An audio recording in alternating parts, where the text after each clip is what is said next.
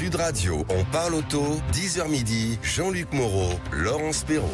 Bonjour tout le monde. Et vous avez vu, on est pile poil à 10 jours de Noël. Oh, ça y est, moi j'y crois. T'as fait ta liste au Père Noël? Bonjour Jean-Luc Moreau. Bonjour Laurence Perrault, bonjour à tous les auditeurs et toutes les auditrices. Les auditrices. Je vais mettre une cagnotte en ligne parce que j'ai trouvé une idée de cadeau sur un site de vente de voitures. Bien c'est sûr. une Aston C'est Martin. très étonnant. Ça manque. Ça me manque et comme les prix ont beaucoup baissé, je me suis dit voilà, je vais faire appel à la générosité populaire. C'est vrai qu'en ce moment les gens sont joyeux, on a envie de dépenser de l'argent. On a tous plein de sous, voilà, c'est bien ça, sûr. Ouais. En tout cas, vous l'avez compris, la bonne humeur sera de nouveau au rendez-vous de cette émission. Allez, on parle auto avec vous jusqu'à midi. On va commencer par vous donner la parole au 0800 26 300 300. Vous n'hésitez pas, vous nous appelez pour parler de vos sujets. Vous nous écrivez jeparleauto@sudradio.fr et on va évoquer plein de sujets aujourd'hui, dont peut-être, je dis bien peut-être, bizarrement, une nouvelle qui va nous faire sourire, c'est que cette histoire de 2035 risque d'être peut-être remise en question telle que ça avait été annoncé sur la fin des moteurs thermiques neufs. Il est possible que le départ, je dis le départ, oui on va dire départ, de Carlos Tavares, par exemple, voilà, fasse un effet, est un effet assez positif sur la position de l'Europe par rapport à la fin des moteurs thermiques. Quand je dis positif, c'est-à-dire qu'on risque de reculer. On va vous expliquer le pourquoi du comment. Peut-être un peu plus réfléchi en fait. Reculer l'échéance 2035, de toute façon, c'est pas jouable. Bah non. On est d'accord qu'aujourd'hui, on en a déjà parlé, c'est pas jouable. On va voir dans quelle proportion ça peut influer sur les décisions européennes. Après, dans la vie, s'il y a de la gêne, il n'y a pas de plaisir, mais en hiver, c'est une très belle phrase. Dans la neige, s'enchaîne, il n'y a pas de plaisir. J'en ai parlé avec Dominique Stemfeld, parce que Dominique aime bien les jeux de mots et il en trouve toujours des très bons. D'ailleurs, la chronique s'appelle Parlons pneus, parlons bien. C'est lui qui a trouvé le titre et je lui ai dit bon là je t'ai piqué un truc, voilà. Alors Dominique Stemfeld, pour ceux qui découvrent l'émission, c'est le président du syndicat national du pneu, puisque nous sommes la seule émission en France et peut-être dans le monde qui a une chronique entièrement consacrée aux pneus. Nous allons entre nous, on va briser la glace pour commencer.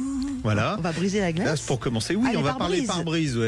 Gare aux arnaques sur les prix des pare-brises. Ça varie de 19 à 72%.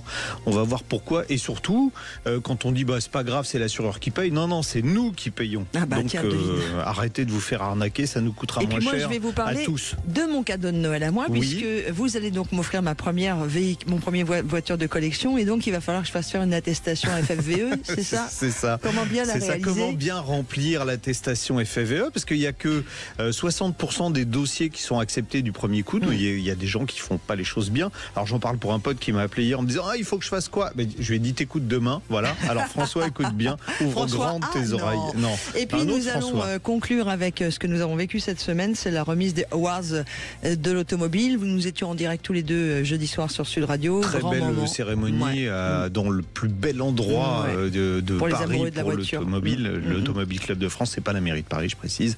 Voilà. Donc... Il manquait Anne d'ailleurs, tiens. Anne, ma sœur.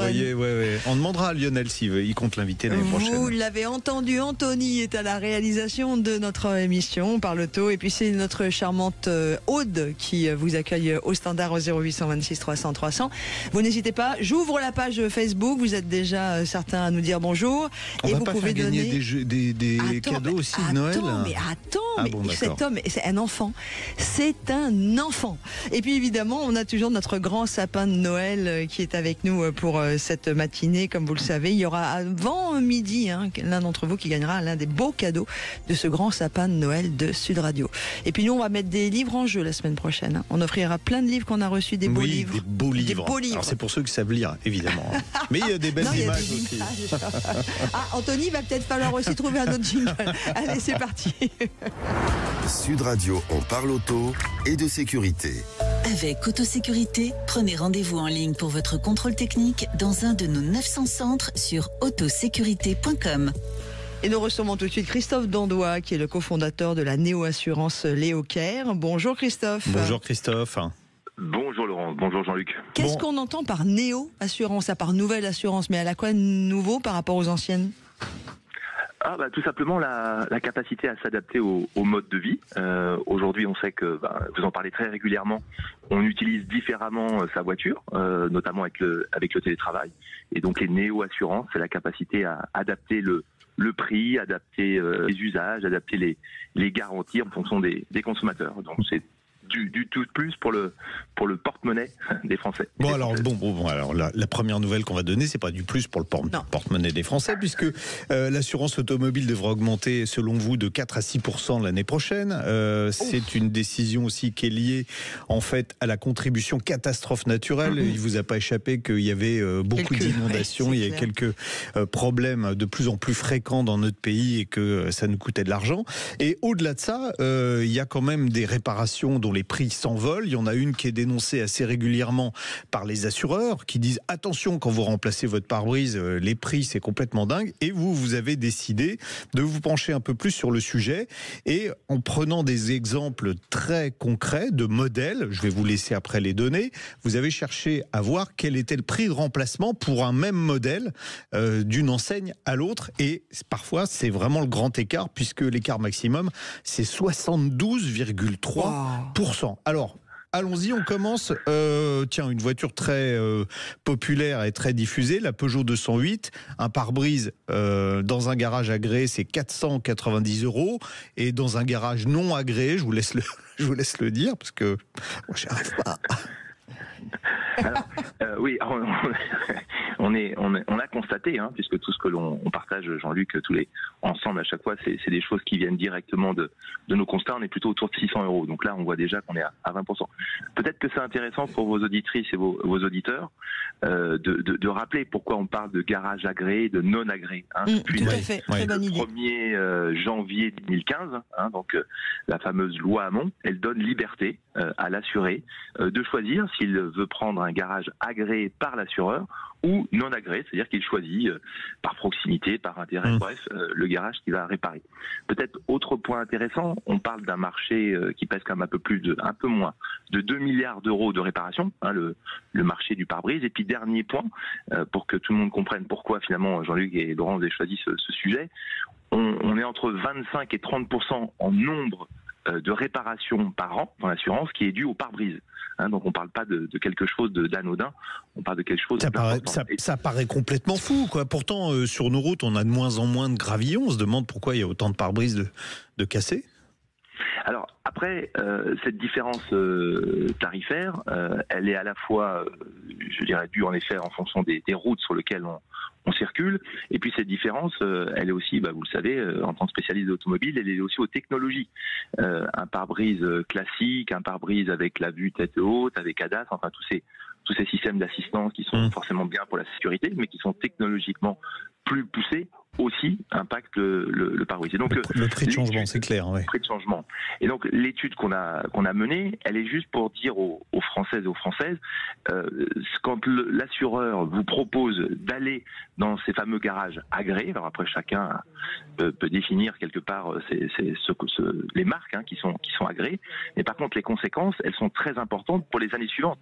Et comme vous venez de le dire Jean-Luc, ces augmentations de pourcents pour 2025, et malheureusement elles vont continuer pour les années suivantes.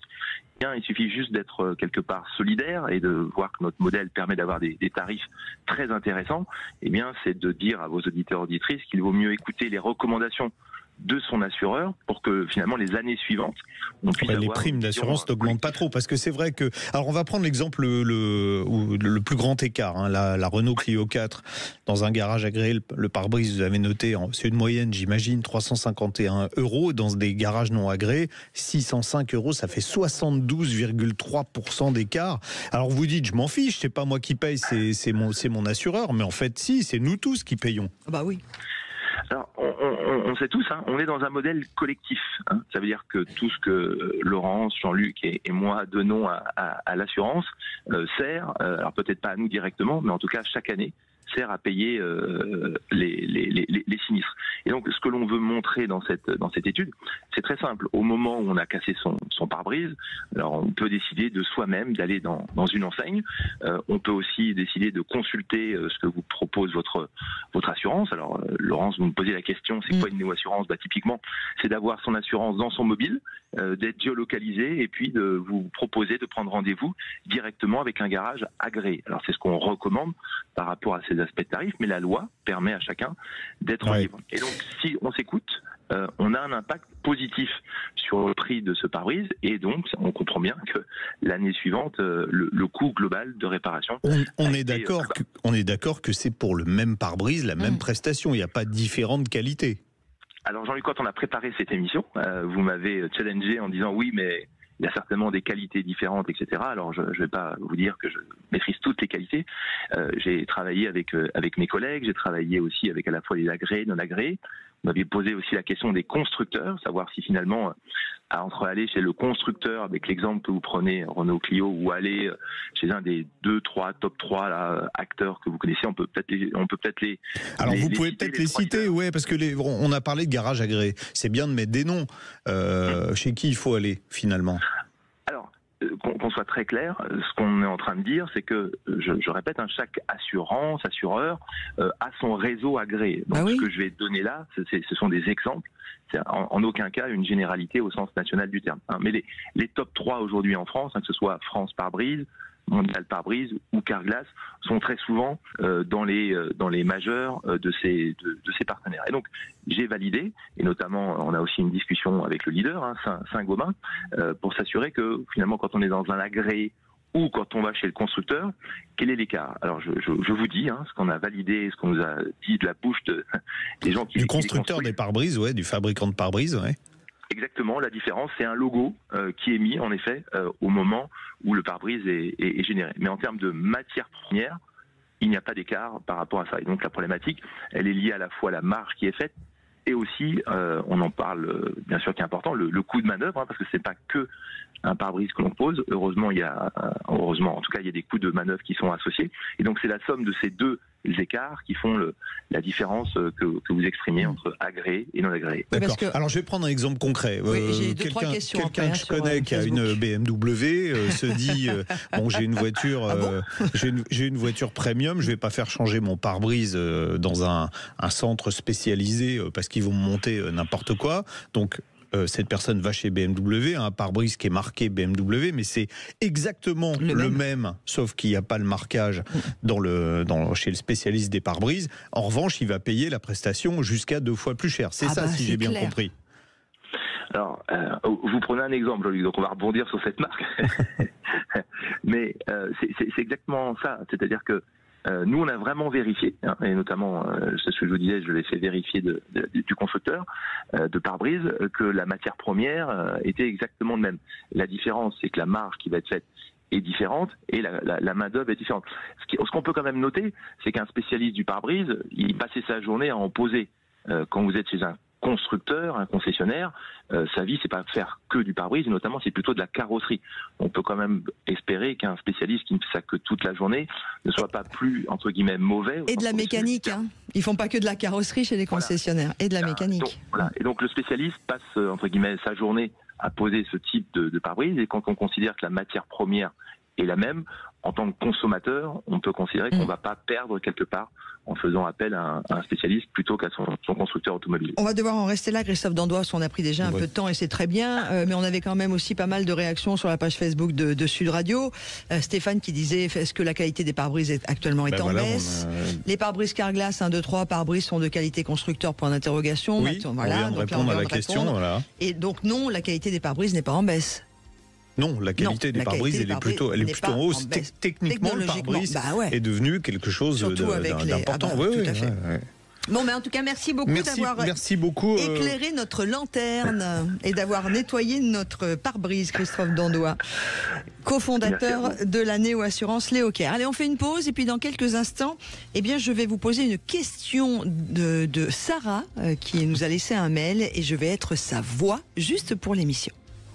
Et tout de suite, eh bien, on vous donne la parole. Alors, c'est Sarah qui nous a écrit un mail. Je participe @sudradio.fr. On devait avoir Sarah la semaine dernière, et comme on a débordé comme des cochons, on n'a pas pu avoir Sarah. Dites donc, c'est qui déborde à chaque fois? Je rigole. Donc, on l'a reporté cette semaine. Et la pauvre Sarah qui nous écoute, je pense, ou qui va nous écouter en podcast, et malheureusement à l'hôpital. Elle a envoyé un message tout à l'heure. Voilà, donc elle nous a dit malheureusement, chose d'urgence, on prend l'attention, je ne pourrai pas être avec vous. Donc, je vais poser la question de Sarah. Donc, je reviens sur ce que je disais au début, avant d'être coupé par l'ami Jean-Luc.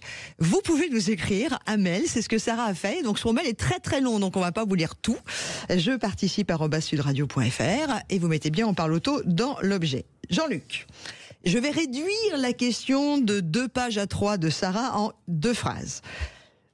Je suis tombée en panne avec ma voiture que j'ai achetée chez mon concessionnaire. Là où j'ai acheté mon véhicule d'occasion, il me restitue mon véhicule prétextant qu'il ne trouve pas la panne.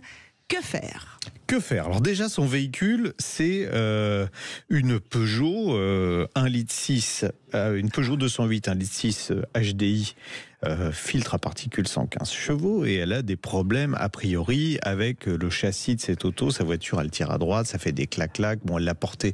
Je vous fais pas l'historique complet parce qu'elle l'a emmené dans plusieurs garages, dans des centres auto. On lui a refait la géométrie, et puis finalement on lui dit non, c'est un amortisseur qui est tordu, on doit changer les deux. Alors déjà, quand même, on se penche sur la Peugeot. Je vous ai dit 208, c'est 2008. C'est une Peugeot 2008. Donc, alors déjà, véhicule fiabilité moyenne, ça c'est pour le global. Aïe. Et puis il y a effectivement sur ce véhicule, il y a des problèmes qui sont liés au train avant. Il y a des problèmes de biellette de direction sur les modèles qui ont été produits avant le 25 décembre 2017. C'est le cas de la voiture de Sarah. Il y a aussi des problèmes d'amortisseur ou de support d'amortisseur. Donc déjà, grosse suspicion que ça vienne du véhicule lui-même. Donc il faudra sans doute remplacer peut-être les coupelles d'amortisseurs, les amortisseurs, mais au-delà de ça, qu'est-ce qui nous intéresse dans le cas de Sarah ? C'est que elle porte son véhicule dans différents garages et en gros ils n'arrivent pas à trouver le problème, ils lui disent on vous rend la voiture, débrouillez-vous. Ou alors ils savent qu'il y a des problèmes, mais ils ne vont pas plus loin, parce que c'est ce qui m'était arrivé avec mon moteur 1 litre de PureTech, où les gens de chez DS, à l'époque c'était une DS3, me disaient à chaque fois on ne sait pas où est le problème, sauf qu'on sait très bien où est le problème. Et on laisse traîner. Et ça coûte cher, et ils ne sont pas payés cher par le constructeur pour faire les réparations. Exactement. Donc ça ne les intéresse pas. Bon, là en l'occurrence, on sait que c'est un véhicule qui peut avoir ce genre de problème, mais surtout le fait qu'on dise à Sarah, écoutez, non. On n'a pas trouvé, allez voir ailleurs. Ça, c'est pas possible. Parce que le Code civil précise, c'est l'article 1147, que le garagiste ou les centres auto, qui sont concernés également, ont ce qu'on appelle une obligation de résultat. C'est-à-dire qu'ils ils peuvent pas vous dire on n'a pas trouvé, allez voir ailleurs. C'est à eux de faire appel éventuellement à un sous-traitant plus compétent que pour trouver la panne, mais ils n'ont pas le droit de vous dire on n'a pas trouvé. De même, s'ils vous réparent votre voiture et que vous avez le même problème en sortant, ce qui est arrivé à Sarah, on lui dit bon, tout va bien, elle reprend sa voiture, elle tire à droite toujours. Donc là, je suis désolé, ils doivent reprendre l'auto, ils ne doivent pas facturer leurs prestations et ils doivent trouver d'où vient le problème. Ils ont cette obligation qui est doublée, dans le cas qui nous intéresse, parce que c'est dangereux, d'une obligation de sécurité. Alors là, l'obligation de sécurité pour le garagiste, le garagiste, il n'a pas le droit de vous laisser partir avec une voiture dangereuse. Ah bah oui. C'est du pénal pour lui. Ça veut dire qu'il peut se retrouver en prison. Donc quand il vous laisse partir avec une voiture qui freine pas, qui tire à droite ou qui tient plus la route, malheureusement pour lui, c'est sa responsabilité. Ouais. Donc là, on a les deux cas de figure. Il y a quand même une limite là. Il y a quand même une limite, c'est comme nos maires qui sont toujours responsables de tout, alors que les pauvres, des fois, ils y sont pour rien. Enfin, c'est même pas que des fois, ils y sont pour rien, c'est que des fois, ils ne peuvent pas jouer là-dessus. Alors là, votre garagiste ou votre concessionnaire, s'il trouve pas la panne, il la trouve pas la panne, même si, vous voyez ce que je veux dire ? Non, mais je trouve ça fort qu'il soit responsable de tout, Bien sûr qu'il est responsable de tout. C'est à lui de faire appel mais du coup, il va se passer à un professionnel plus compétent. Oui, mais ils vont refuser les voitures. Non, quand une voiture rentre au garage, souvent, vous savez pas exactement quelle est la panne. En plus, normalement, le garagiste ne doit pas se fier aux indications du propriétaire. Si le propriétaire arrive et dit tiens, il y a ça qui marche pas, il doit quand même vérifier. Vous n'êtes pas un professionnel de l'automobile, lui est un professionnel de l'automobile, donc c'est à lui de vérifier et de faire un diagnostic. C'est un peu comme si vous arriviez chez votre médecin en disant je sais pas, j'ai une bronchite et que en fait ce soit un cancer à la place. Non, c'est pas à vous de faire le diagnostic, c'est exactement la même chose. Est-ce que je peux m'exprimer là? Non, mais c'est la même chose. La loi dit ça, Laurence. Ok, Jean-Luc Moreau. Vous n'êtes pas plus forte que la loi. Mais je suis pas plus forte que la loi. C'est comme ces histoires. Je reviens sur ce truc d'1 litre de PureTech. Là, c'est la même chose. On est sur un vice caché du constructeur. Alors là, c'est pas forcément un vice caché. Oui, mais on est sur un truc du constructeur. On est sur un problème du constructeur. Oui. Donc c'est au constructeur de dire on assume. Non, mais vous dites elle est connue pour ce problème-là de 2008. Oui, non, alors je dis, il y a des problèmes au niveau du train avant, maintenant c'est peut-être pas ça. Il y a peut-être effectivement un amortisseur qui est tordu et ça n'a pas de rapport avec la construction de la voiture. L'amortisseur tordu, ils le voient quand même. Oui, ils doivent, c'est eux qui doivent prendre en charge la réparation. S'ils sont pas capables de le faire, ils font appel à quelqu'un d'autre, mais ils vous rendent pas votre voiture en disant on trouve pas, vous vous débrouillez. Voilà. Ça, ils n'ont pas le droit de le faire. L'obligation de résultat, c'est ça. Je dis juste que le constructeur, quand il y a une faiblesse, ça s'appelle pas un vice caché, on appelle ça comment? Si, alors vice caché, mais les vices cachés, c'est jusqu'à 5 ans. Au-delà de 5 ans, aujourd'hui, la législation a changé malheureusement, merci Emmanuel Macron. Aujourd'hui, c'est limité à 5 ans. Ouais. Donc, les constructeurs jouent la montre. Ils disent, non, il n'y a rien. Et quand le délai de 5 ans est passé, c'est à vous de vous démerder. Voilà. Mais c'est à vous de vous démerder, mais votre garagiste, là, la différence entre le vice caché, le garagiste se fait payer par le constructeur pour les réparations. Ils n'aiment pas ça parce que les barèmes de réparation qui sont donnés par les constructeurs sont bien plus bas. Je prends un exemple. Si en région parisienne c'est 100 balles de l'heure, ils vont leur payer 50. Ouais. Donc évidemment, il n'a pas envie, le garagiste. En plus, ils vont leur fournir les pièces. Donc il n'a pas envie de faire la réparation payée par le constructeur. Ça rapporte moins. Si on a dépassé les 5 ans, c'est vous qui allez payer. Mais il a l'obligation de vous faire la réparation. C'est ça avec Sarah qu'on est en train de voir. Alors qu'est-ce qu'on dit à Sarah? On dit à Sarah, elle joint son assurance. Si elle a une protection juridique, c'est un cas très... Voilà, là on est vraiment dans le cadre de le code civil. Voilà, c'est juste un recommandé au garagiste qui lui rappelle ses obligations, en l'occurrence son obligation de résultat. Donc il doit trouver une solution pour réparer la voiture. Ok. Mais vous avez compris mon positionnement. Hein. Moi, je pense que le constructeur, quand il y a une faiblesse, il doit assumer et assurer. Quoi. Il est obligé, dans un délai de 5 ans. Au-delà de ça, c'est à vous de payer, c'est tout. C'est ça la différence. Non, mais oui, mais c'est pas ça dont je parlais. Je dis que les constructeurs, s'il y a une problématique sur la voiture qui est reconnue, arrêtez de prendre les clients pour des idiots en leur disant on n'a pas trouvé la panne, on n'a pas trouvé la panne. Mais c'est pour ça qu'il y a des class action. Attends, excuse-moi. Vous donnez au garage, à tous les garagistes, le pouvoir de dire aux clients on est désolé, il y a un souci sur la voiture, voilà ce qu'on peut faire, mais on ne pourra pas faire autre chose. Parce que sinon, les pauvres, à chaque fois, on leur tape dessus, quoi. Moi, je défends le garagiste, monsieur. Ouais. Bien sûr. Même quand il est incompétent. Mais c'est pas le cas de tous. Il y en a qui sont vraiment bloqués. Non, mais il y en a beaucoup. Malheureusement, si. Les garagistes, avec moi sur Sud Radio. On parle vrai. Il y a un moment, c'est vrai qu'il y a une baisse. Il y a une baisse de compétences. Voilà. Les garagistes, la plupart du temps aujourd'hui, se contentent de mettre des valises pour savoir ce qu'il y a comme code défaut. C'est plus des mécaniciens. C'est ça le problème. Allez, vous avez le droit de réagir et ça réagit fort sur Facebook. Allez, tout de suite, on fait une pause et puis on va faire un essai de la semaine maintenant. Et c'est l'ami Jean-Luc qui prend le volant avec un extrait de la vidéo du jour sur la page Facebook et puis évidemment la totalité de cet essai que vous retrouvez sur YouTube. L'Opel Frontera en version hybride. Alors le Frontera, il reprend le nom d'un 4x4 pur et dur que les moins de 40 ans ne peuvent pas connaître. Bon voilà, mais il a rien de son prédécesseur. Hein. Cette fois, c'est un SUV compact qui partage sa base technique avec le nouveau Citroën C3 Aircross. D'ailleurs, ils sont fabriqués dans la même usine en Slovaquie. L'allemande et la française gardent un air de famille, même si le Frontera est dû au bureau de style d'Opel à Rüsselsheim. Ça reste assez carré, vous savez que les Allemands aiment bien les trucs assez carrés, d'ailleurs ça se voyait sur les chars dans la Deuxième Guerre mondiale, mais l'ensemble n'est pas désagréable à l'œil. À l'avant on retrouve désormais la traditionnelle calandre Opel baptisée Visor, avec un bandeau noir qui va d'un phare à l'autre, c'est du full LED. Ça tranche nettement avec l'option White Pack de notre modèle d'essai, pour ceux qui ont l'image, qui comprend des jantes en tôle 16 pouces peintes en blanc, chaussées de pneumatiques à flanc blanc relativement... non, pas à flanc blanc, des pneumatiques à flanc relativement haut. Et puis ce pack inclut également un toit blanc, mais ce look qui est apprécié en Allemagne sera sans doute rare sur les routes de l'Hexagone. Côté dimension, le Frontera se situe dans la moyenne de la catégorie. La catégorie, c'est quoi? C'est celle du Duster, c'est celle du Peugeot 2008, avec une longueur de 4,38 m, un gabarit assez compact qui lui permet quand même d'afficher un volume de coffre raisonnable, 460 litres, et une habitabilité arrière qui est très convaincante. Cet espace généreux lui permet d'ailleurs, sur la version haut de gamme GS, de proposer en option 2 places d'appoint supplémentaires en 3e rangée. C'est unique dans la catégorie, un véhicule qui propose cette place. C'est moins rock'n'roll à l'avant, avec une présentation de la planche de bord dans la lignée des productions de la marque, c'est-à-dire assez austère et rectiligne. C'est aussi décevant en ce qui concerne la qualité des matériaux. On a du vrai plastique dur qui est présent un peu partout. Il y en a sur le haut du tableau de bord, il y en a évidemment sur les bas de la console centrale. Le marketing Opel nous dit c'est une voiture détox. Alors, mais ça donne pas envie de faire la cure de détox, hein. Franchement. C'est beaucoup plastique. Je ne sais pas ce qu'il y a de détox dans le plastique. Bref, c'est moins cheap concernant l'instrumentation, heureusement, avec un écran numérique de 10 pouces pour les compteurs et puis un autre écran tactile de 10 pouces au centre du tableau de bord pour l'infodivertissement. Précisons tout de même que ce dernier fait partie d'un pack d'options, sinon notre version édition, qui est l'entrée de gamme, ne dispose que d'un simple support de smartphone.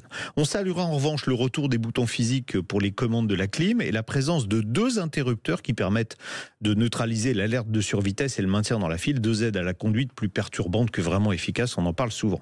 J'aime bien le volant, de taille réduite, un peu moins la commande de boîte automatique, c'est la même chez toutes les voitures Stellantis, et j'ai trouvé très original la sangle élastique qui entoure la console centrale et qui permet par exemple de caler une tablette. Autre détail qui n'en est pas un, les sièges ergonomiques possèdent une rainure centrale qui réduit la pression sur le bas de la colonne vertébrale, et c'est un dispositif qui est assez efficace si vous faites beaucoup de kilomètres. Sous le capot, on retrouve la chaîne de traction qui est présente sur de nombreux modèles Stellantis. Elle est composée du nouveau moteur 3 cylindres 1,2 litre, on ne dit plus PureTech, à chaîne de distribution, turbo à géométrie variable, injecteur haute pression. Il est accouplé, ce moteur, à une boîte automatique à 6 rapports qui intègre un petit moteur électrique 48 volts qui développe 28 chevaux et 55 Nm. On démarre le tout avec une bonne vieille clé qui pour moi reste la meilleure solution, sauf si vous avez tendance à perdre les clés. Ah oui, puissance totale, je vous l'ai pas dit, 136 chevaux. Ce 3 cylindres, il vibre un peu au réveil, mais il se fait ensuite plus discret lorsqu'on roule gentiment. Je trouve d'ailleurs les passages de vitesse et surtout la mise en marche et l'arrêt du moteur électrique plus fluide que sur les modèles équipés de la même mécanique que j'avais essayé précédemment, sans doute une mise à jour logicielle. Le tarrage plus ferme des suspensions, ça c'est la signature Opel. On nous dit une Opel c'est un peu plus ferme qu'une Citroën par exemple. Il est ici compensé par des pneus à flanc haut, il en résulte un confort tout à fait convenable.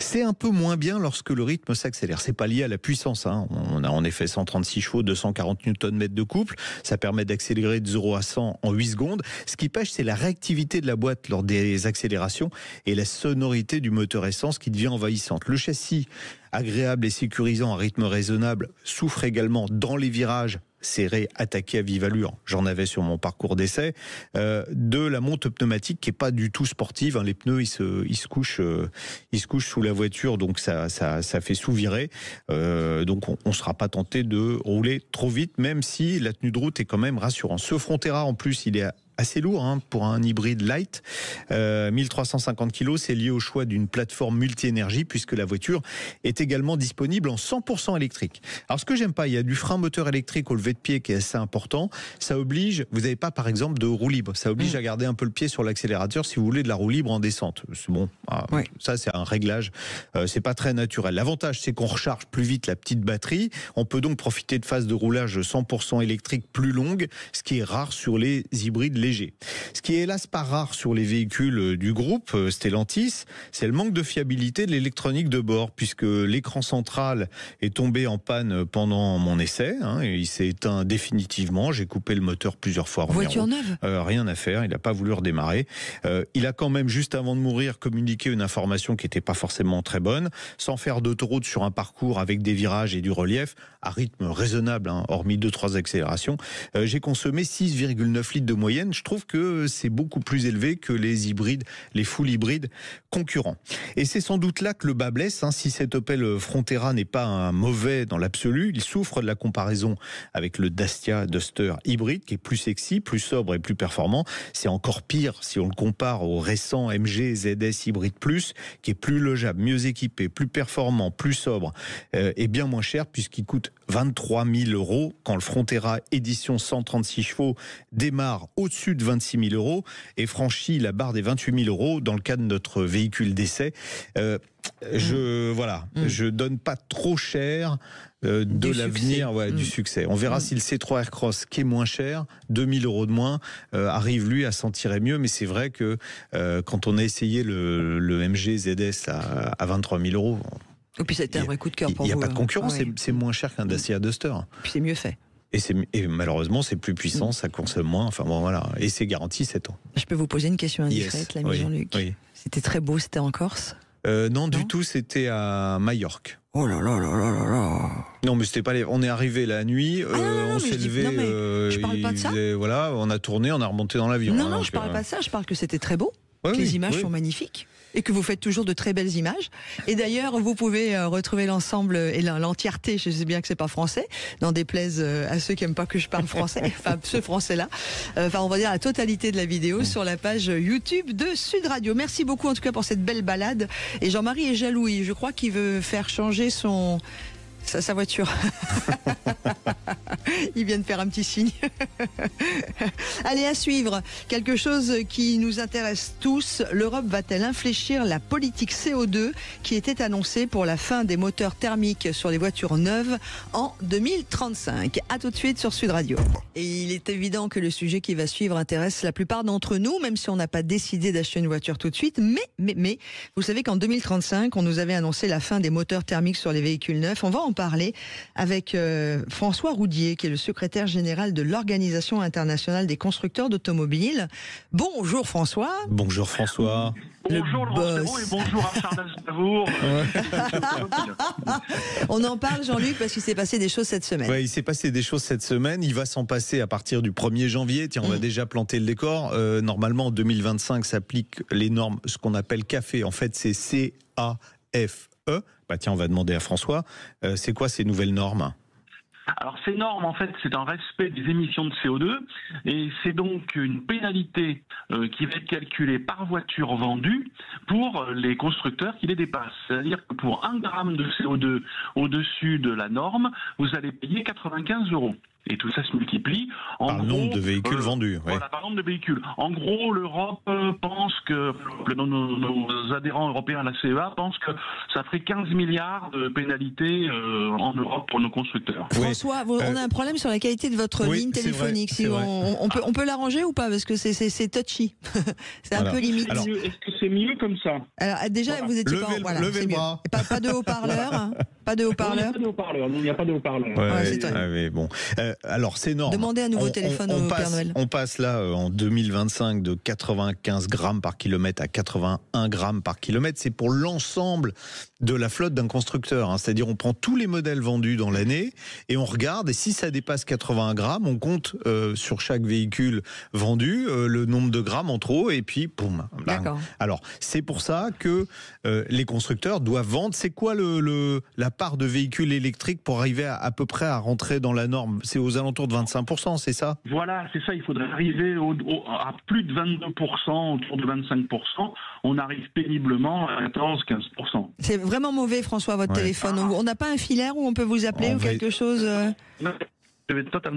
Alors, je vous laisse avec Aude et puis on va réexpliquer ce qu'était la fameuse... Alors, cette pas norme... la loi Café, mais les normes de 2035. En tout cas, ce qu'ils voulaient imposer. 2035. Alors, premier objectif, on diminue les émissions de CO2 des constructeurs avec ces normes Café. Il n'y a que l'Europe qui met ça en place. Vous avez bien compris, quand François dit ça va coûter 15 milliards aux constructeurs, on est juste en train de tuer l'industrie automobile européenne.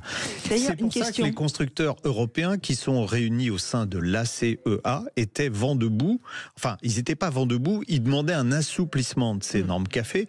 Et il y a un constructeur, un groupe qui disait non, Nous, on va remplir l'objectif, il n'y a qu'à les maintenir. C'est Stellantis. Et c'était dû, en fait, à la position de Carlos Tavares, qui pensait que avec la politique du groupe, on allait pouvoir rentrer dans les clous de cette norme en 2025. Bon, Carlos Tavares, il est parti il y a un peu plus d'une semaine. Il a été remplacé et d'ores et déjà, Stellantis a annoncé, et c'est ça la grande nouveauté de la semaine, Stellantis a annoncé qu'il allait revenir au sein de l'ACEA, donc l'Association des constructeurs européens d'automobiles. On a retrouvé François. Voilà, et si Stellantis revient au sein de cette association, aujourd'hui on aura, François va nous le confirmer, on aura tous les grands constructeurs au sein de l'association, ça va peser évidemment beaucoup plus lourd auprès de Bruxelles. N'est-ce pas, François ? Oui, tout à fait. Non, mais c'était un peu idiot d'avoir un Stellantis qui est présent à l'association américaine et donc qui négocie là-bas et qui n'était pas en Europe. Donc vous avez le 4e constructeur automobile qui revient en Europe, ça appuie sérieusement dans le système. Alors, ce qu'il faut comprendre, c'est que les constructeurs ne sont pas à rejeter l'électrification en 2035. C'est vraiment ce problème de ciseaux où on est écrasé par ces pénalités, l'obligation absolue d'avoir que de l'électrique en 2035 qui pose problème. En fait, c'était un but, le 2035, donc c'est très bien, on se donne des buts dans toutes les entreprises, on a un but, on l'atteint. Oui, mais il faut que ce soit avec des objectifs crédibles, parce que là, voilà, c'est pas réalisable. Et puis souvenez-vous que quand cette politique a été décidée, on était dans un monde merveilleux, il n'y avait pas de guerre en Ukraine, il n'y avait pas de Covid, l'Europe allait très très bien, la France avait des dettes mais il n'y avait aucun problème, donc on n'a pas du tout imaginé une étude d'impact de ce qui allait se passer si l'Europe était en crise. Or là actuellement l'Europe est en crise. Mais François, on va être honnête, même quand l'Europe n'était pas en crise, c'était déjà inatteignable évidemment. C'était fou. Le marché de l'électrique, alors là je parle pour la France, il va être en légère récession cette année, il faudrait qu'il soit à plus 37% pour être dans les clous des objectifs. Donc vous voyez le différentiel, on a 40% d'écart par rapport au tableau de marche qui était prévu. Donc ça tiendra pas, ça c'est clair. Maintenant, ce qui risque de se produire, François, c'est que si ces normes café sont appliquées l'année prochaine, par exemple au mois d'août, vous allez arriver pour acheter une voiture essence, on vous dira non, il y en a plus, on n'en vend plus. On n'en vend plus parce que sinon ça va nous coûter trop cher. C'est un truc de dingue quand même. Tout à fait, c'est ce qui est assez tragique, c'est qu'en fait c'est le consommateur qui va subir les effets de tout ça, c'est que vous êtes constructeur, vous allez dire oh là là, moi je vends plus ce modèle-là, je le retire du catalogue parce que sinon je paye trop de pénalités. Donc on va complètement diminuer l'offre de véhicules propres pour satisfaire un système complètement rigoriste. Je vous signale qu'aux États-Unis, la Californie a fait à peu près pareil, même si eux ils admettent les hybrides. Et actuellement, mon adhérent américain est en train d'attaquer le système en disant mais arrêtez de faire ce que font les Européens, soyons beaucoup plus souples pour faire venir l'électrification dans le système. Juste une chose, parce que François, on vous a annoncé vite fait en disant que vous étiez le secrétaire général de l'Organisation internationale des constructeurs automobiles, ça veut dire que votre organisation est mondiale, qu'elle soit américaine, européenne, asiatique ? Exactement, tout à fait. On est sur tous les continents, même en Afrique du Sud, et donc on a une vision mondiale, comme l'ont les grands constructeurs. Imaginez comme c'est compliqué pour un constructeur automobile d'avoir un modèle de voiture qui doit être complètement modifié lorsqu'il arrive dans un continent ou un autre. D'accord. Justement, comme vous avez une vision mondiale, la position de l'Europe par rapport aux positions des autres marchés, est-ce qu'elle est vraiment décalée ou est-ce que tout le monde va à peu près dans le même sens ? C'est comme disait Coluche, l'Europe c'est plus blanc que blanc, quoi. On va avoir de la crasse propre. Avec Homo. Donc on est vraiment dans un système qui est complètement saturé, technocratique. Il faut avoir un peu de flexibilité. Vous savez, nos amis chinois, tout communistes qu'ils sont dans leur système politique assez rigoureux, ils sont beaucoup plus souples. Eux n'ont jamais parlé de véhicules électriques, ils appellent ça les véhicules nouvelles énergies. ça va du pur électrique jusqu'à de l'hydrogène, de l'hybride, etc. Donc il faut avoir une grande souplesse et c'est ce qui permet aux constructeurs de se développer. Lorsqu'on les cornérise dans un système, vous risquez même d'avoir avec ces grands groupes qui sont internationaux le conseil d'administration qui va dire écoutez, vous arrêtez l'Europe, soit vous coupez complètement les ventes en Europe, soit vous diminuez vos ventes en Europe, vous vendez les vieux trucs que vous avez déjà développés et puis vous investissez aux États-Unis ou en Asie. Est-ce qu'on nous a pas mal vendu cette histoire de 2035 ? Je m'explique. On est tous en train de dire fin des moteurs thermiques pour les voitures neuves en 2035. Mais en fait, c'est fin des moteurs thermiques qui polluent à un certain niveau. Est-ce que c'est pas de la pollution, c'est émissions de gaz à effet de serre. Émissions de gaz à effet de serre à un certain niveau. Neutre en émissions de gaz à effet de serre. Donc il y a des thermiques qui là on travaille sur tout ce qui est carburant de synthèse, tout ce qui est éthanol. Est-ce qu'eux vont avoir une ouverture aujourd'hui, François Roudier ? Est-ce que ça va être recalculé aussi par rapport à cette deadline de 2035 ou pas ? Mais il y a des échéances politiques assez lourdes qui arrivent, le 23 février en Allemagne en particulier. En France, on sait ce qui se passe. On sent quand même que dans les grands pays automobiles, même au Royaume-Uni d'ailleurs, ça commence à serrer sérieusement, même s'ils ne sont plus dans l'Union européenne, mais ils suivent exactement nos réglementations. Là, on commence à avoir des politiques qui s'inquiètent parce que, vous l'avez annoncé déjà plusieurs fois, on a une industrie qui souffre et c'est des centaines de milliers d'emplois qui disparaissent dans l'industrie automobile. Donc quand les politiques commencent à comprendre que être trop rigoureux, ça pose problème, on peut avoir une évolution. On va dire les choses clairement. En plus, les Chinois qui sont arrivés sur notre marché majoritairement avec des voitures électriques, qui aujourd'hui proposent des modèles hybrides, on vient juste d'en parler avant, qui sont 15 à 20% moins chers, et ils ont encore de la marge pour baisser les prix. Eux, ils vont pas être embêtés par ces normes café, puisqu'ils sont dans les clous avec leurs véhicules électriques. Donc ça ne va pénaliser pratiquement que les constructeurs européens. C'est un truc de dingue. On est en train de se tirer une balle dans le pied. Dans les deux. C'est la porte ouverte à d'excellentes voitures chinoises. Et d'ailleurs, sur les 2 ou 3 derniers mois en Chine, là, il s'est vendu plus d'hybrides que de pur électriques. Donc on voit que eux aussi ont ce problème d'avoir des autonomies un peu trop courtes. Et donc, vous avez de la multimotorisation déjà dans certains ménages avec la voiture pour aller un peu plus loin. Ouais. Est-ce que réellement l'arrivée de Stellantis, le retour de Stellantis au sein de la CEA, ça va pouvoir avoir suffisamment de portée sur Bruxelles pour infléchir la tendance ? Oui, je pense, parce que d'abord il y a des personnes très qualifiées chez eux qui vont monter au créneau, et puis ça représente derrière des industries très puissantes, des pays qui comptent dans l'automobile. L'Italie, pour ne pas la citer, n'oubliez pas que le président John Elkann est une famille Agnelli, et ça représente quelque chose en Italie. Donc on voit que derrière Stellantis, on a quand même une puissance de feu assez impressionnante qui va pouvoir aider tous les autres constructeurs. En fait, vous voyez que dans ceux qui restent arc-boutés sur 2035, il n'y a plus que Volvo, mais Volvo voiture n'est plus indépendant. Ça appartient aux c'est chinois, c'est Geely. C'est Geely. Ils ont mis un peu d'eau. Ils ont mis un peu d'eau dans leur vin, parce que Volvo disait on vendra plus du tout de véhicules hybrides et thermiques. Et puis ça c'était il y a un peu moins d'un an, et aujourd'hui ils recommercialisent des nouveaux modèles en hybride rechargeable. Donc voilà. Comme quoi. En tout cas, on va se tenir au courant régulièrement. Là, oui, je pense que ça va être le grand feuilleton de 2025. Donc on espère déjà que ça va légèrement bouger.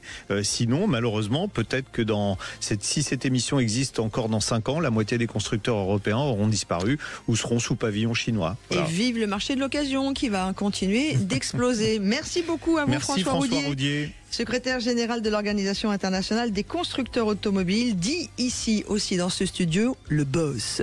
Bon week-end à tous. Dans quelques instants, le retour de l'info. Et puis bien sûr, on vous accompagne sur la 2e heure d'On Parle Auto. C'est tout pour aujourd'hui. Bonjour à tous si vous nous rejoignez à l'instant pour notre seconde heure consacrée à On Parle Auto. On va tout de suite évoquer dans notre premier rendez-vous la neige et obligatoirement les chaînes ou pas. Ce sera le sujet que l'on va proposer ce matin. Exactement. Est-ce que vous savez quand sont nées les chaînes à neige, Laurence ? Les chaînes à neige. 120 ans cette année. Ouais. 120 ans. On va vous faire un petit historique pour démarrer sur l'invention des chaînes à neige. Puis après, on ira voir ce qui a changé depuis 120 ans. Il y a quand même eu des évolutions. Donc Sud Radio, vous êtes sur Historia également. Nous allons bien sûr vous donner la parole au 0800 26 300 300. Vous n'hésitez pas. Et puis, si vous avez envie d'avoir une voiture de collection. Oui, de vous faire un joli cadeau de Noël. Ah, je veux bien. Alors moi, j'étais assez fan de la XK 140 de Jaguar de 1946. Très bien. Ouais. J'aime bien.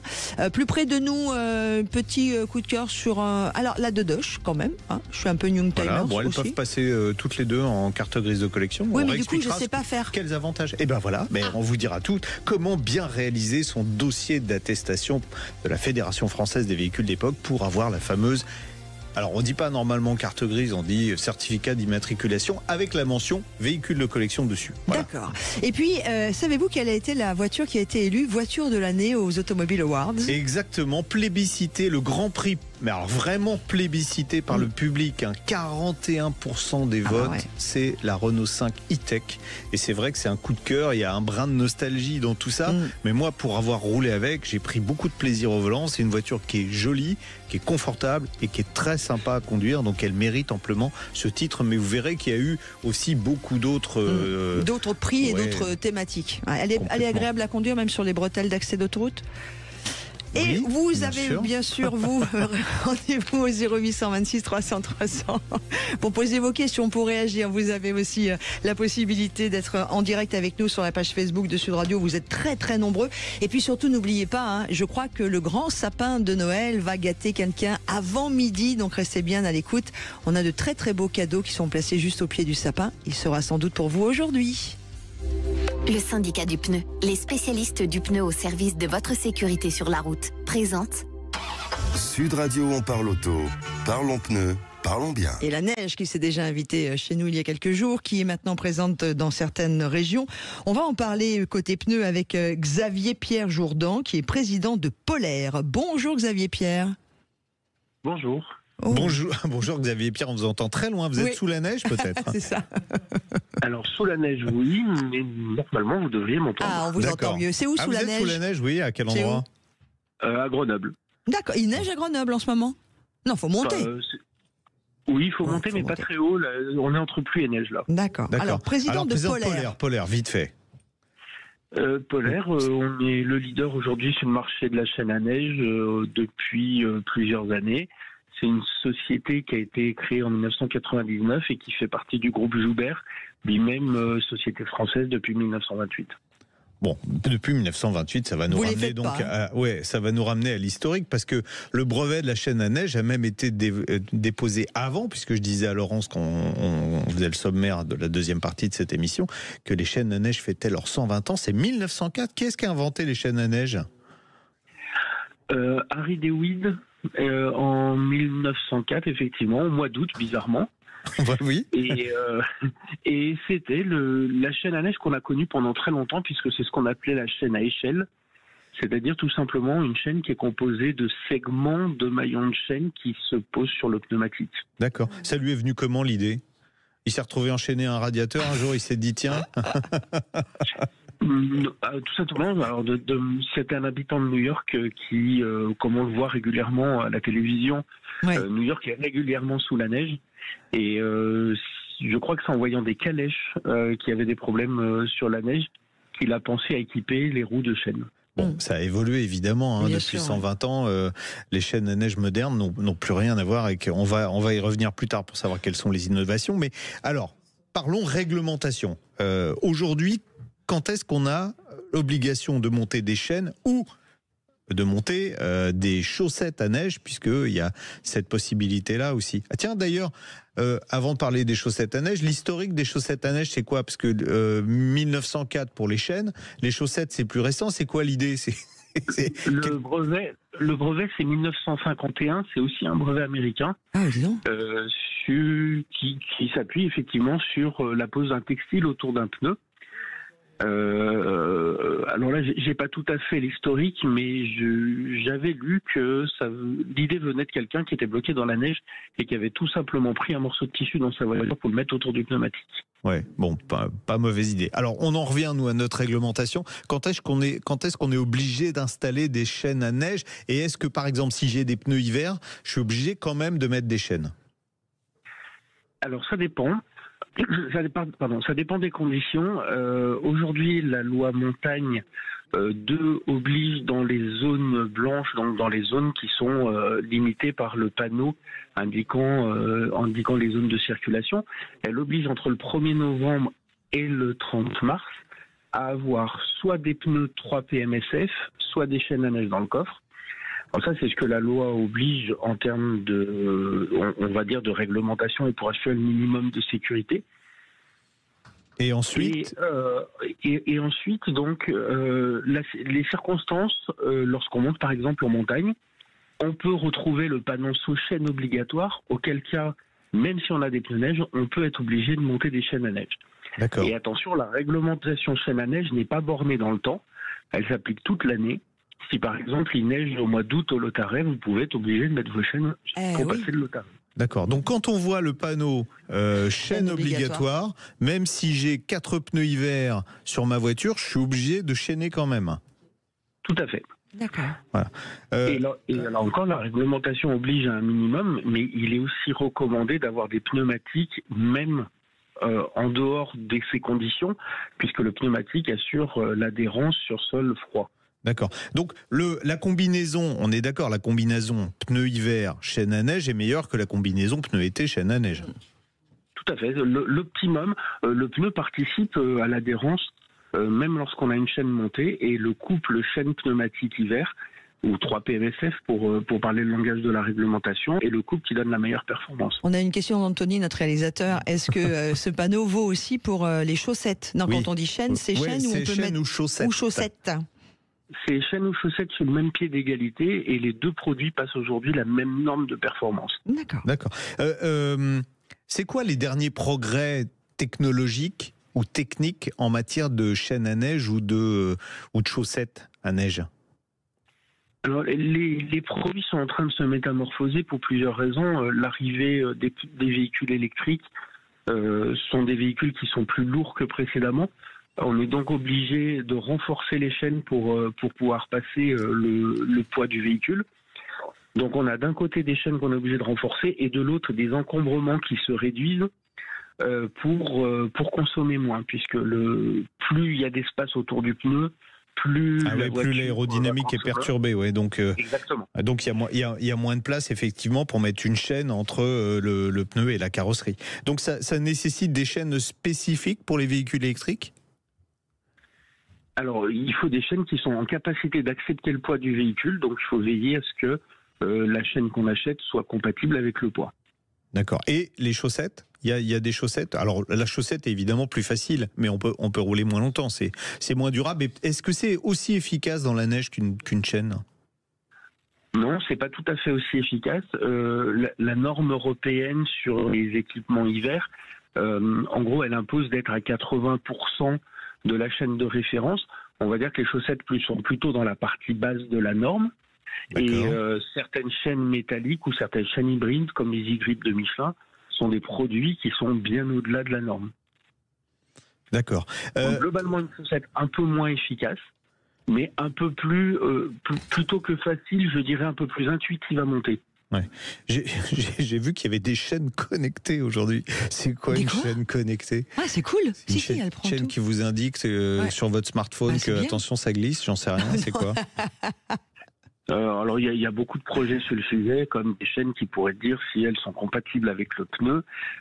Ça dépendra aussi de l'avancée sur le pneu. On parle de puces RFID intégrées au pneumatique, mais les produits sont tous effectivement de plus en plus connectés. Ouais, bon. Alors en plus, on a des chaînes aujourd'hui qui sont à montage rapide, qui sont auto-ajustables, donc ça a beaucoup progressé. Les galères qu'on a connues quand on était jeune, où il fallait s'arrêter. Évidemment, comme on n'avait jamais monté les chaînes avant, on passait 3 quarts d'heure dans la tempête de neige à essayer de monter monter les chaînes, ça c'est terminé. Aujourd'hui, c'est beaucoup plus simple. Mais les tarifs justement de ces chaînes beaucoup plus sophistiquées, est-ce que ça a beaucoup augmenté pour une gamme de prix aujourd'hui pour un petit véhicule et pour un véhicule un peu plus gros, c'est quoi?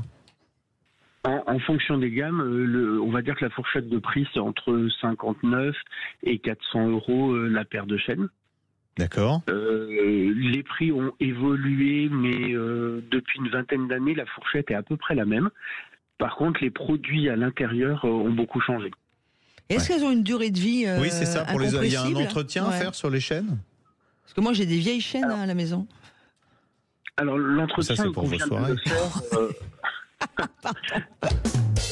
L'entretien, il convient de le faire après chaque usage. En fait, le problème pour l'acier, c'est le sel qui va générer de la corrosion. Ah oui. Et donc, idéalement, les chaînes métal, il faut les laver à l'eau claire avant de les sécher et de déranger. Et les chaussettes, en tout cas celles de notre marque, il faut les laver les chaussettes, Jean-Luc. Oui, tiens, ça passe en machine à laver. Oui, elles ont les pictos qui sont conformes et on peut les laver à 30 degrés. Par contre, pas de sèche-linge. Ah bah non, je savais pas ça, dis donc. Non, moi je savais pas non plus. Une paire de chaussettes, vous nous avez dit, ça coûte combien pour des dimensions standards de citadine ou d'un SUV moyen? Alors la fourchette chez les chaussettes, on est entre 49 et une centaine d'euros. Bon, c'est bien. On a fait un gros tour sur la chaîne. Vous avez un site où on peut aller voir tout ça? Polaire. Oui, www.polaire.eu. Polaire, on est sur un POL-AIRE. Merci beaucoup Xavier Pierre Jourdan. Oui. Merci. J'ai adoré le oui. J'ai une petite surprise parce que tu sais qu'on offre n'importe quoi. On ouvre le standard régulièrement à tous ceux qui veulent nous poser des questions. On a Christophe qui nous a une question pneu, donc hop, je l'ai pris de côté comme ça. Oui, sauf que la semaine prochaine, on fait un spécial pneu question des auditeurs. Oui, bah c'est pas grave, on prend Christophe quand même. Salut Christophe, j'ai dit bonjour, oui, on va pas lui dire non maintenant. Salut Chris. Bonjour. Heureusement que je suis là, moi, dites donc. Vous avez vu, il voulait pas vous parler, l'ami Jean-Luc. Oui. Bonjour Jean-Luc et Laurence. On vous écoute. Je suis ravi de vous avoir. Oui, je voulais une réponse à ma question. Peut-on monter des pneus run flat sur toutes les jantes? Non. Normalement, non. On rappelle ce que sont les run flat. Le run flat, il permet de rouler à plat. Il permet de rouler 80 km à 80 km/h environ. Voilà, et ça nécessite une jante spécifique. Donc, on ne peut pas monter un run flat sur une jante normale. Bon, bah voilà, Christophe. Mais en général, les gens, c'est plutôt le contraire. C'est-à-dire que ils veulent monter des pneus normaux sur des jantes run flat. C'est plus ça la question d'habitude. Mais en fait, on ne peut pas, si le véhicule est homologué avec des run flat, on doit avoir des run flat parce que les définitions de suspension, les calibrages des systèmes d'aide à la conduite sont faits pour des pneus run flat qui sont plus lourds. Donc, on n'a pas le droit de remplacer des pneus run flat par des pneus standards. D'accord. Et il y aura une question la semaine prochaine, on parlera de est-ce qu'il y a des run flat 4 saisons, est-ce qu'il y a des run flat hiver, voyez? Et comme vous avez donc, si vous avez des questions pneus, la semaine prochaine, on fait une session spéciale réponse aux auditeurs. Et puis surtout, vous faites comme Christophe, vous avez envie de poser une question. Christophe, il a pris son téléphone, il a fait 0826 300 300. On aura Dominique Stamfeld avec nous pour lui poser les questions pièges, il répondra à tout. Aude lui a répondu, Aude me dit on prend Christophe, je dis oui on prend Christophe, cette émission est la vôtre. Merci beaucoup Christophe, on vous souhaite un bon week-end. Et puis donc semaine prochaine, question standard ouvert sur toutes vos questions pneus.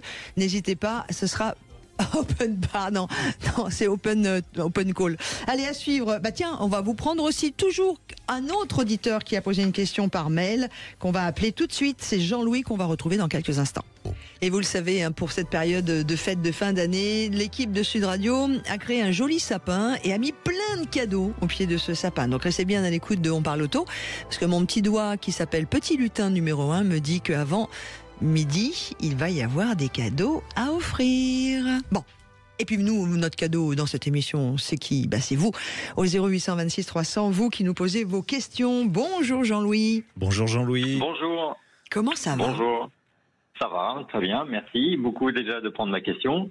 C'est normal, Bon, on va vous écouter. Mais vous allez, je vais compter sur vous pour être plus succinct que sur le mail. que sur le mail qui fait 2 pages.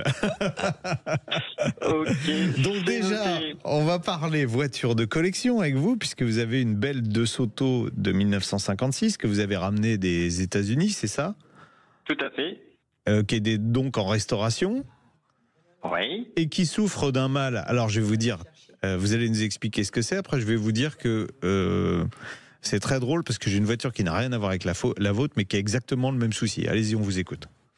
Alors, je vais être synthétique sur le problème. C'est la voiture. Une fois qu'elle est immobilisée, dès lors, à chaque fois que je la reprends, alors ça peut être le lendemain ou au bout d'une semaine, peu importe le temps, en fait, elle est bloquée. C'est une voiture avec quatre freins à tambour. La voiture, les freins sont bloqués et pour débloquer, il faut faire quelques marches avant, marches arrière en tirant un peu sur la boîte. Et une fois que c'est débloqué, les 500 premiers mètres, on va dire, sont un peu délicats parce que ça peut à l'arrière, ça peut encore, les roues peuvent encore se bloquer. Du moins, il y a une roue qui peut encore se bloquer. Par contre, une fois cette étape franchie, le problème disparaît. C'est-à-dire que la voiture, une fois qu'elle a passé ces 500 mètres, il n'y a plus jamais le problème qui se passe quand elle est chaude, etc. Donc, il y a plein de choses qui ont été faites. Tout a été démonté, tout a été fait, etc. Et voilà. Et deux chefs d'atelier là dans l'atelier de restauration là où elle est, ils comprennent pas. Et ils savent pas ce qui se passe. Bon, alors je vais vous expliquer. Alors moi j'ai une Alfa Romeo qui n'a rien à voir avec votre voiture, mais qui a des freins à tambour à l'arrière. Et quand pareil, c'est froid, des fois les freins se bloquent. Suffit d'appuyer plusieurs fois sur la pédale de frein ou d'avancer, reculer. Ça fait clang et ça se débloque. On a tout démonté X fois. Même des spécialistes ont mis leur nez dedans. Je n'ai jamais trouvé pourquoi. Même une fois, j'ai pas pu partir parce que les roues étaient vraiment bloquées. Ah oui. Voilà. Et en démontant tout, on s'est rendu compte que tout allait bien. Et en fait, le vrai problème, quand on restaure des voitures modernes, des voitures anciennes, je veux dire, c'est qu'on achète souvent des pièces neuves qui sont moins bien que les pièces anciennes. Voilà. Alors, je m'explique. Alors, déjà, dans votre cas, faudrait vérifier, souvent, il y a un répartiteur à billes, parce que votre système de freinage, c'est un système simple circuit, c'est ça ? Ouais, en fait, au bout du mètre cylindre, tout part dans les quatre tambours. D'accord. Il n'y a pas de répartiteur. Ouais. Donc vous avez forcément un répartiteur pour l'arrière. Il y a une petite bille dedans qui se balade. Il est possible que cette bille, quand il y a longtemps que ça n'a pas fonctionné, ça vous coince le système de frein derrière. Un conseil avant de chercher à faire avancer la voiture, appuyez plusieurs fois sur la pédale de frein, vous verrez si ça peut décoincer le système. À mon avis, c'est pas ça. Moi, je pense que c'est tout bêtement une durite de frein. Alors, vous m'avez envoyé dans votre mail en disant ils les ont testés, mais ils les ont testés dans un sens, les durites de frein. Or, ça se trouve, c'est le retour qui se fait mal. Alors, vous allez me dire, comment c'est possible ? Oui, dans les sertissages des durites, il y a souvent des problèmes avec les durites modernes. Donc, ça passe bien dans un sens, celui qu'ils ont testé, et ça passe mal dans le retour. Donc, vous vous retrouvez avec des freins qui sont coincés. Et puis, au bout d'un moment, après avoir été utilisé un petit peu, avoir roulé un peu, ça se débloque parce que c'est pas complètement bouché. Mais ça peut être ça. Ça peut être ça. Et donc, alors, les durites de frein, c'est pas compliqué à changer. Je vous conseillerais de rechanger les durites de frein si ça n'a pas déjà été fait. Ça a été fait sur votre voiture ou pas ? En fait, ça a été fait dans le premier atelier. C'est marqué 3 durites, mais je pense qu'il y en a plus. Et par contre, quand le garage il a regardé, il n'a pas vu de problème à l'extérieur. Il a regardé. Donc, peut-être. Parce qu'il y a les flexibles et puis après il y a les conduites. Les conduites. Mais les flexibles. Non, mais les conduites, il n'y a aucun risque. Une conduite, elle est bouchée ou elle n'est pas bouchée. Voilà. Mais alors un flexible, c'est différent. Voilà. C'est les flexibles qu'il faudrait changer. J'ai appelé un de mes amis qui est vraiment un très grand spécialiste pour vous dire, tout le monde fait appel à lui. Il m'a dit, oh là là, c'est une maladie qu'on connaît maintenant. Avec les durites neuves, c'est de la merde. Donc ça arrive. Ouais. Il me dit, en plus, en général, les mécanos, ils les testent dans un sens, dans le sens où on met la pression, mais ils oublient qu'il y a un retour et le retour se fait pas bien. Et ça peut être ça votre source de panne. C'est bête comme chou. De toute façon, dans tous les cas, changer ces durites, ça va pas vous coûter extrêmement cher. Ce qui est le plus emmerdant à faire, c'est de refaire derrière, de refaire une purge du système de freinage. Mais ça va pas vous prendre longtemps. Moi, je serais vous, je ferais ça, quoi qu'il arrive. Et je pense que ça va régler votre problème. Bah, d'accord, donc changer les durites sur les quatre roues. Ouais. La durite, parce que je vois Laurence, elle a son œil un peu dans le vague. La durite, c'est la partie souple, hein, parce qu'on a des conduites de frein qui sont des conduites métalliques rigides, mais il y a un endroit pour aller à la roue. Quand la roue elle bouge, il faut bien qu'il y ait un truc qui bouge avec. Donc c'est souple. La durite, c'est à cet endroit-là. Voilà. D'accord. Et c'est là où ça peut bloquer dans le sens exactement. retour. Alors qu'on se dit, bon, une durite, si ça passe, ça passe. Ben non. Oui, voilà, ouais. Ah oui, non. C'est très surprenant, mais ça peut être l'origine de la panne. Et je pense même que c'est l'origine de la panne. Donc, faites-le et tenez-moi au courant. Et si c'est pas ça, j'appellerai mon marabout et il me dira quelles sont les autres sources éventuelles de panne. Mais comme vous avez changé tout le reste, j'ai vu dans la liste, vous avez changé le mètre-cylindre, vous avez changé vous avez fait rectifier les tambours. J'imagine que vous avez changé aussi les cylindres de roue. Enfin. Oui, voilà, ils ont vérifié. Ils ont même rajouté des restants de rappel sur les mâchoires. Oui, parce que c'est pareil, les cylindres de roue quand on roule pas pendant longtemps, ça peut se coincer. Aujourd'hui, c'est pareil, hein, c'est de la cochonnerie. Hein, il vaut mieux les trucs d'origine que les pièces de remplacement. Mais vous auriez alternativement une roue, une autre de bloquer. Enfin voilà, mais le fait que ça le fasse que à froid et pas à chaud, je vote pour les durites. Voilà, d'accord. Ça c'est fait. Ok, merci beaucoup. De rien. Et puis surtout tenez-moi au courant, ça m'intéresse vraiment. D'accord, promis. On vous embrasse, Jean-Louis. Merci à vous. Merci Jean-Louis, au revoir. Au revoir. Bonne journée. Où la petite musique? La petite musique du jeu? Ah, là voilà. Je vous avais annoncé qu'on allait le faire avant midi, ce jeu. Bon, voilà. Et c'est maintenant. C'est maintenant. Et oui, le grand sapin de Noël, puisque nous avons toute cette fin d'année avec toute l'équipe de Sud Radio à vous offrir plein de jeux, plein de cadeaux. Plein de jeux par émission et plein de cadeaux aussi. Alors, on va pouvoir gagner des montres intelligentes, on va pouvoir gagner des cartes cadeaux, on va pouvoir aussi, pourquoi pas, gagner des livres. On a vraiment plein de choses. Et là, tout simplement, allez, Aude est au standard, elle est prête à vous accueillir. Nous sommes le 14, 1 et 4, 5. Je l'ai fait la semaine dernière, 5. Le 4. Allez, le 4e appel, on va faire simple. Le 4e appel au standard au 0826 300 300. On vous attend. Et puis, on va découvrir ensemble ce qu'il y a dans le grand sapin de Noël de Sud Radio. À tout de suite. Restom, fabricant français de produits haute performance pour restaurer vos véhicules anciens. Votre passion, notre savoir-faire. À découvrir sur restom.net. Restom présente Sud Radio, on parle auto, Classic Cars. Et nous allons tout de suite parler on n'a pas tout compris, mais c'est pas grave. Comment bien réaliser son dossier d'attestation FFVE, Fédération Française des Véhicules d'époque. Bonjour Pascal Roussel. Bonjour Pascal. Bonjour Jean-Luc. Bonjour, comment ça va? Ça va bien, ça va bien. Alors, vous êtes le vice-président de la FFVE, toujours, moi, vous connaissez Jean-Luc, on met un peu les choses au point. On rappelle ce que fait la FFVE. Alors la FFVE, elle s'occupe essentiellement de défendre les véhicules de collection et les collectionneurs, et puis tout ce qui tourne autour, donc les professionnels, les musées, autour de tous les véhicules de collection, auto, moto, utilitaires, agricoles, militaires, tout ce qui a un moteur thermique et qui roule. Alors vous avez aussi en charge alors j'allais dire la fabrication, c'est pas la fabrication, mais c'est la délivrance des attestations qui permettent d'obtenir un certificat d'immatriculation portant la mention véhicule de collection. Hein.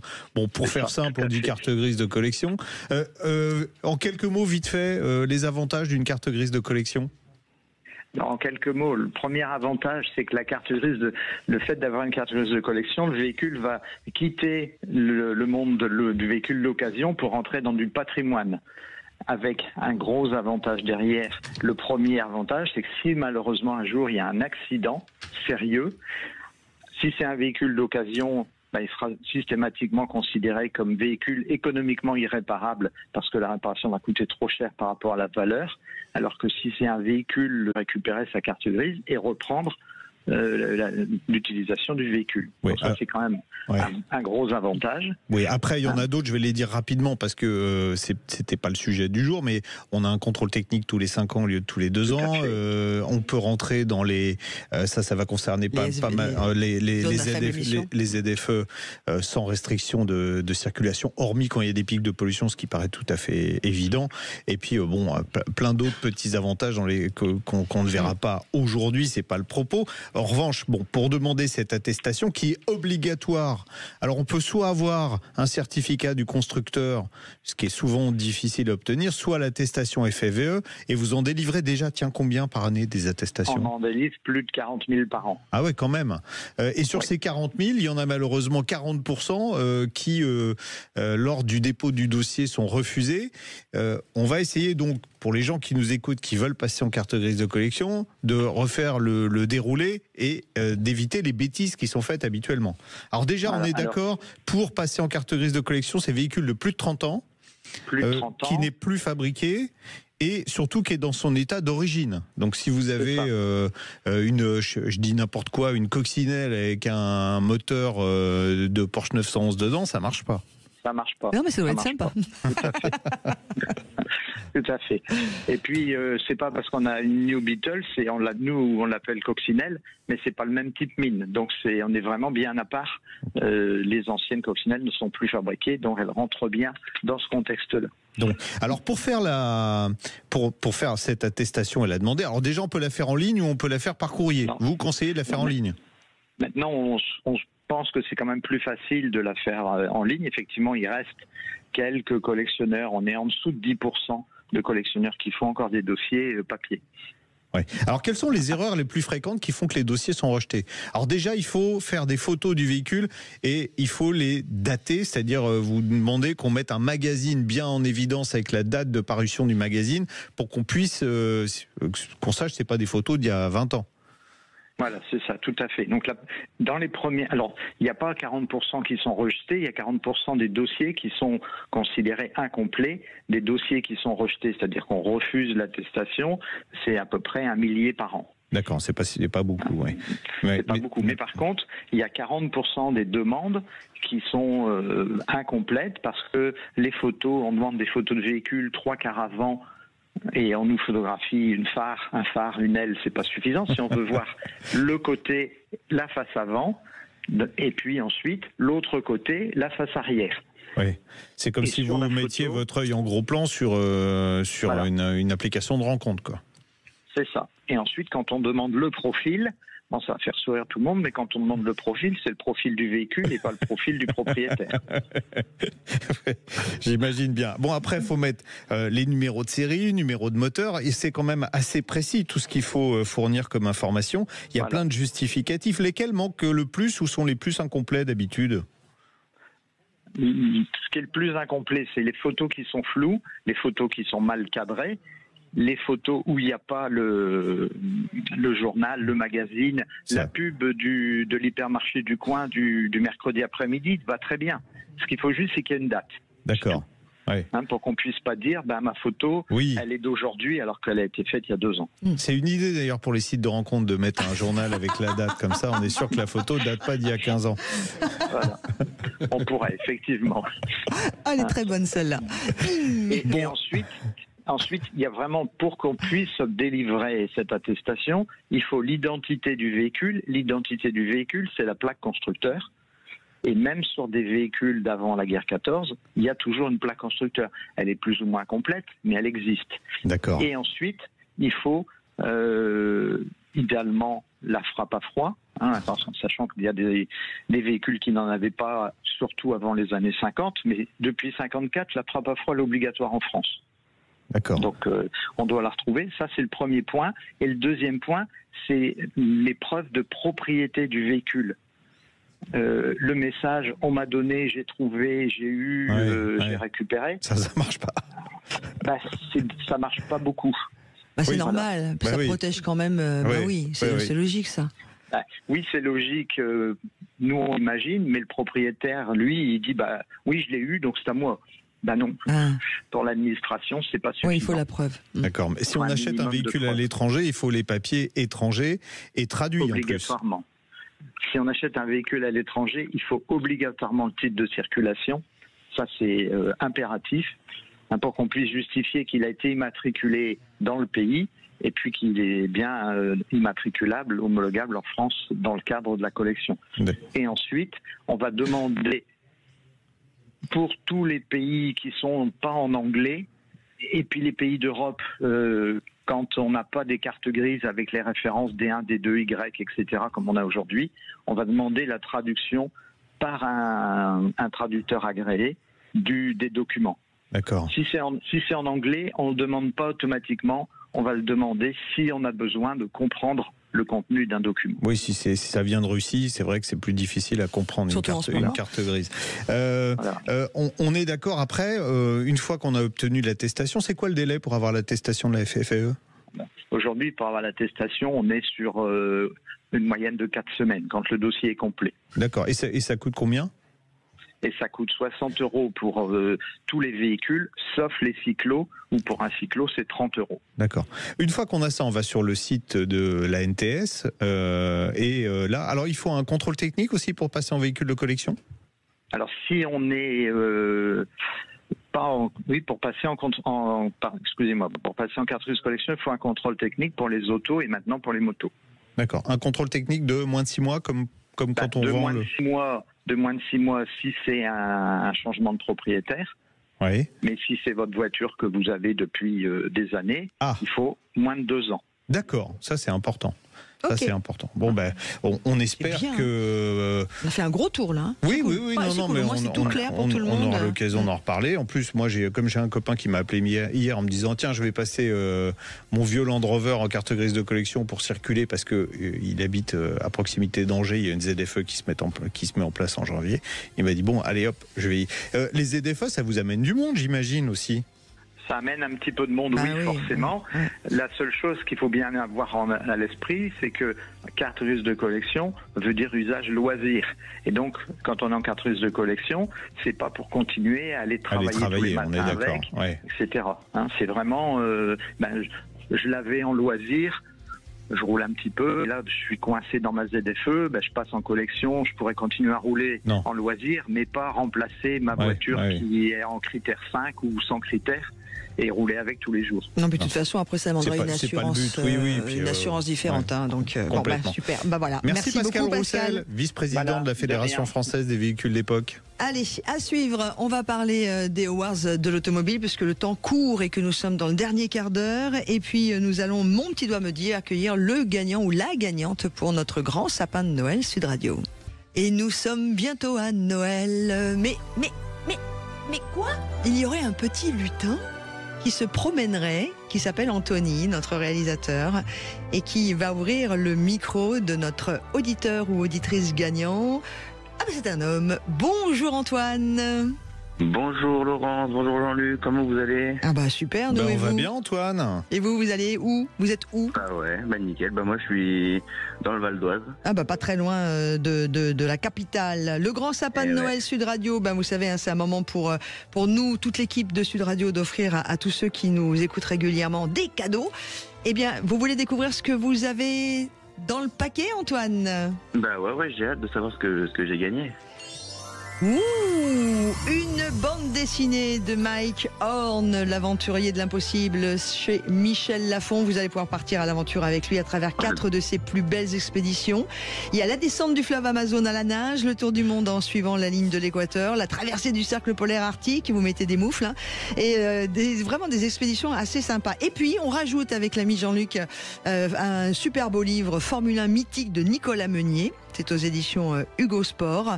Vous allez adorer. Félicitations. Vous êtes notre gagnant dont parle Auto, Antoine. C'est super gentil. Merci beaucoup. En plus, je l'avais demandé pour Noël parce qu'il m'intéresse vraiment cette BD. Donc, c'est super gentil. Merci beaucoup à vous. Et quand je vous dis qu'on a des petits lutins partout ici, bien, faites votre liste pour l'année prochaine. Moi, je l'ai faite, Laurence. Oui, l'année prochaine. Jean-Luc, il a fait la sienne. Je ne vous dirai pas le nombre de voitures qu'il a mis dedans. Je vous embrasse fort. Bien. Merci beaucoup. Très bonne fête, Antoine. Merci, vous aussi. Bon week-end. week-end. On vous embrasse, merci. Allez, tout de suite, c'est notre dossier actualité pour conclure notre rendez-vous. On parle auto et on a la chance d'accueillir Lionel Robert sur un énorme événement dont Sud Radio est partenaire d'ailleurs tous les ans. Bonjour Lionel. Bonjour Lionel. Rapprochez-vous bien votre micro. Bonjour Jean-Luc, bonjour Laurence. Oui, 7e Automobile Awards, les prix ont été remis jeudi soir. Alors, une cérémonie sublime dans un endroit aussi sublime, l'Automobile Club de France à Paris. Créé en 1895. Ouais, le plus vieux club automobile du monde. Qui a un peu tout inventé d'ailleurs. Qui a un peu tout inventé. Et surtout qui accepte que les femmes rentrent pour la soirée des Awards. Désormais. L'année prochaine à la mairie de Paris, c'est ça? Voilà, parce que Anne vous a invité. Exactement, avec Anne Hidalgo en invité d'honneur. Oui. Alors là...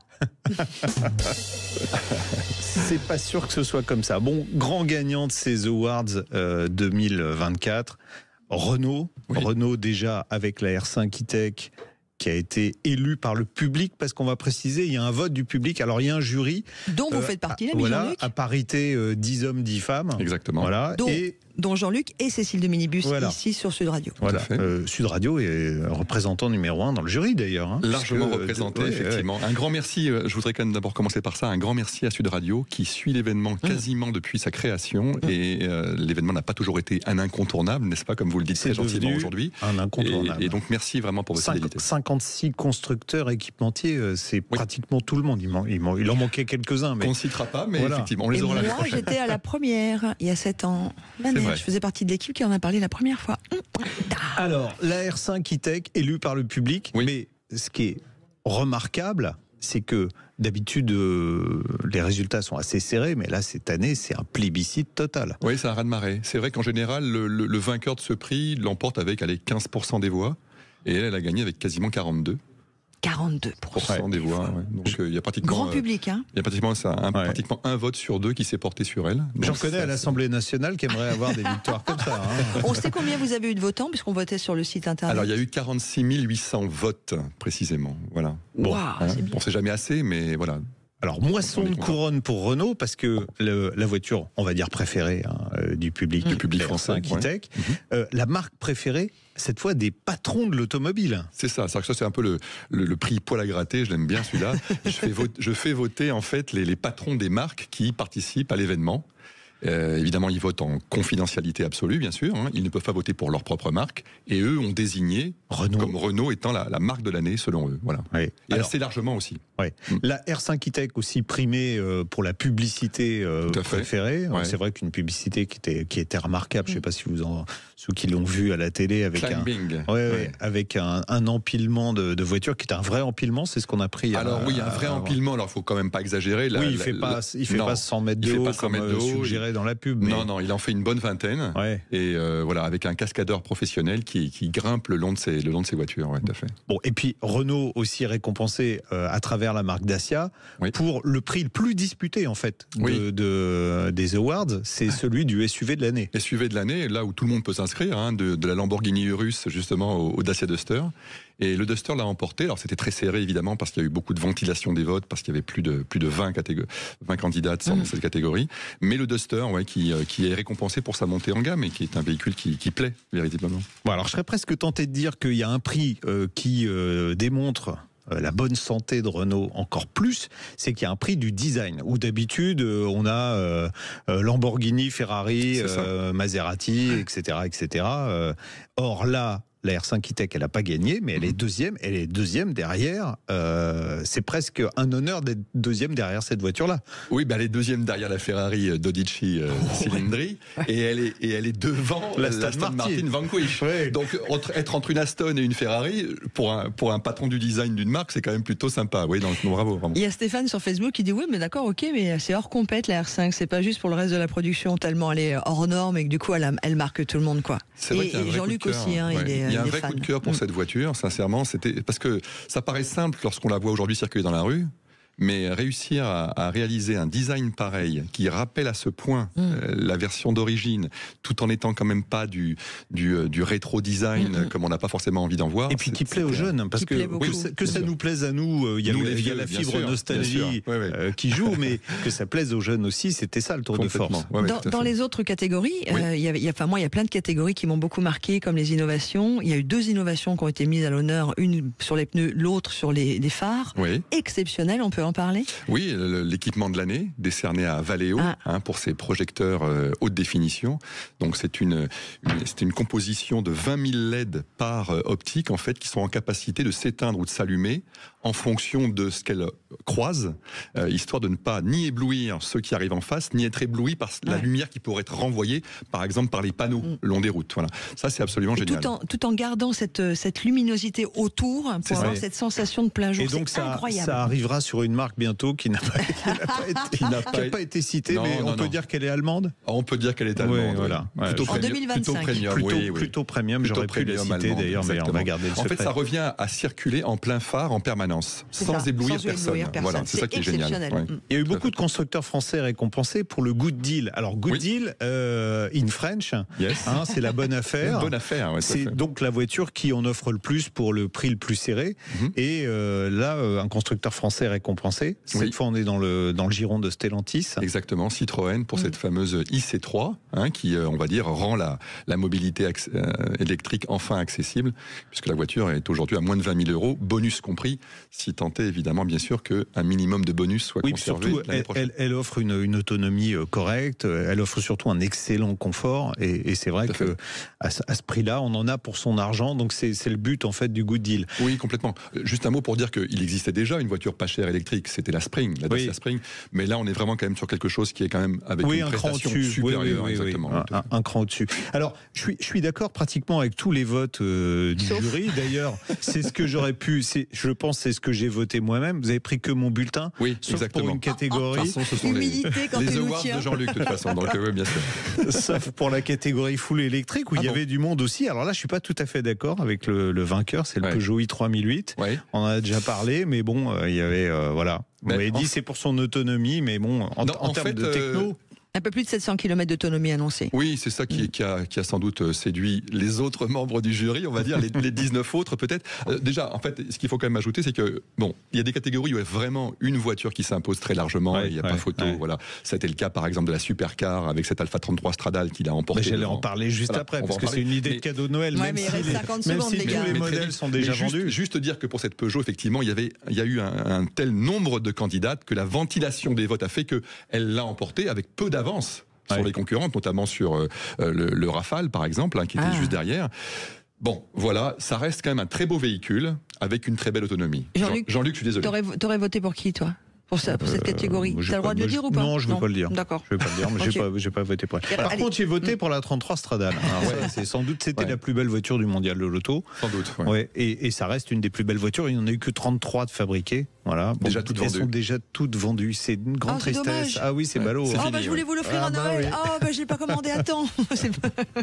On peut retrouver le palmarès complet des awards sur le site automobileawards.com.